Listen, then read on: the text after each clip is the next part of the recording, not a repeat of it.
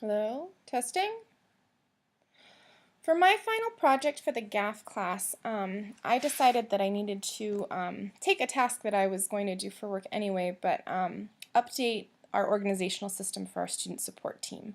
I teach high school math, but I also serve on our student support team as our representative for advanced students and for students with special needs in math. Our student support team is a team of individuals at the school comprised of administration, classroom teachers, learning support, ELL, and admissions. And we meet once a week to get together and look at what we're doing to meet our students with special needs, to meet the needs of our students with special needs.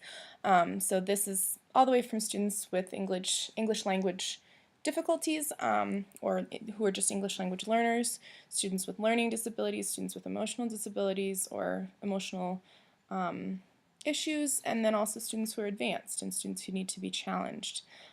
So the way that it works for us is we meet once a week. We get referrals from teachers saying, I have this kid, I've done what I can in the classroom, but they need some extra support. And then we discuss it as a group and pick one or two, sometimes representatives from the group to work with that student and teacher. In the past, our organizational system has kind of been a collection of Google Docs, which works if you know what you're looking for, but it doesn't really work if you're not sure how things are organized, and if you're a classroom teacher, it's very hard to get information about what's going on with your students. So we've decided that we need to update our organization. For that reason, I used what I've been learning over the summer to put together a template, which once it's approved by my administration, which I think it will be, we can then transfer into a full-on site. So the way the site works is there's a welcome page. It just says, you know, here's what's going on. If a student is under the umbrella of student support team students that we're working with, then they're on the site. If they're not, then please make a new referral for them. So we have, the first thing to look at is just the new referral section. So if we have a student who isn't currently being met with by the student support team, then they need to be referred to us. So a teacher can come in here, they can put in their name, the student name, grade level, describe their concerns, describe any actions they've taken, and submit it. This goes into a, let me show you, it goes into a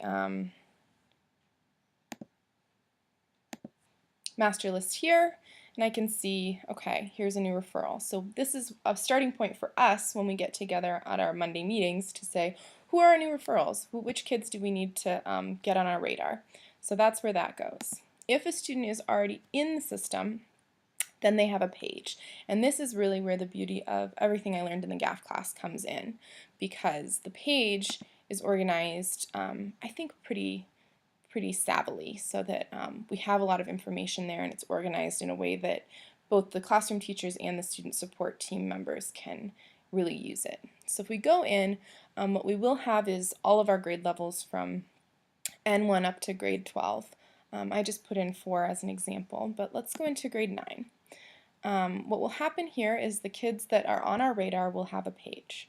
So right now we have one, it's me, and here is the student page. Okay, so on the student page we have the student's passport name. We're in Thailand, so especially with our Thai students, this may not be a name that we recognize. If the student goes by a nickname, that's down here in general information. For me, at the beginning of my first year teaching in Thailand, I did not know and had a very hard time pronouncing a lot of my Thai students' full passport names, so I would probably be looking them up by nickname. So in this case, maybe I look up Anster by Anster, and it'll pull up Ann Byrne. So you can look the student up by the nickname, which is really nice. Being able to search the site is great. So on each student page, and like I said, this is a page that exists for one student, and that one student is under the care of the student support team. There's a status bar, which just shows who's working with them, what are they doing, what does the committee need to do. At this point, Scott's working with Anne, he's working with her twice weekly on math. The committee doesn't need to do anything at this point. We can change these if we need to, but for now, it's where it needs to be. I was able to, with some quick searching, find out how to do quick links like you have on Wikipedia. So you can jump to student information, you can jump to student tracking, you can jump to student support team action history, and you can jump to confidential requests for support, and then with the handy return to top feature.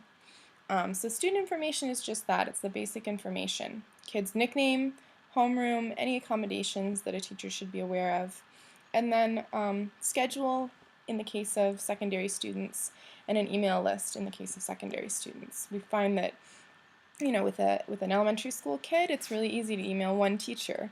High school and middle school, you need a little bit more thoroughness to get in touch with everybody that's seeing that student. So having just one central place where we have the email list is nice.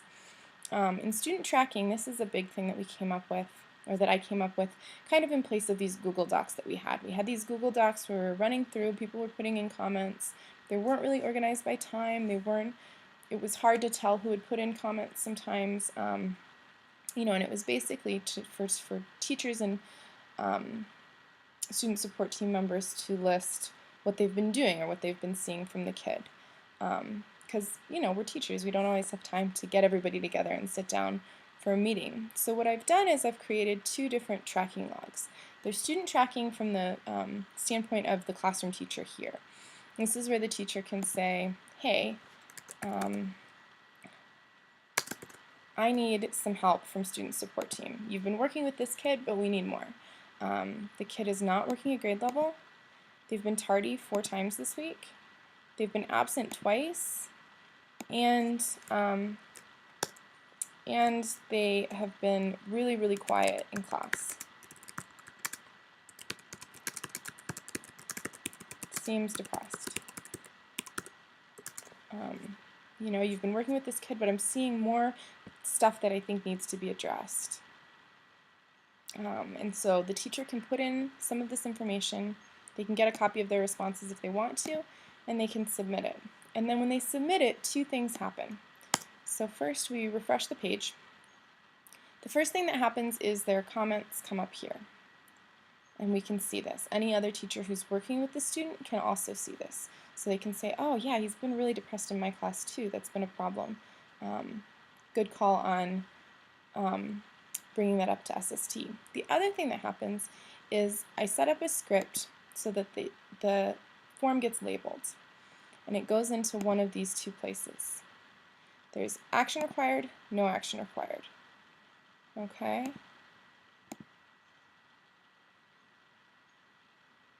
So if a teacher has had something that needs to be brought up, they can bring it up here, and it'll go into my SST label. When we sit down to our meeting, we'll see, oh, this kid that's already on our radar and isn't going to show up in new referrals does have something going on that we need to address. So when they fill out this form, it automatically gets sent to us so we can see. The next thing is the student support team action history. So this is where teachers can see what learning support and ELL and Gifted and Talented have been doing with their kids. So let's say a teacher pulls a student for 40 minutes. Well, the classroom teacher probably wants to know what's happening with that kid. So this is where the SST person says, yeah, I was with the kid for 40 minutes. It was individual, one-on-one. We worked on math, and we did fractions, adding and subtracting.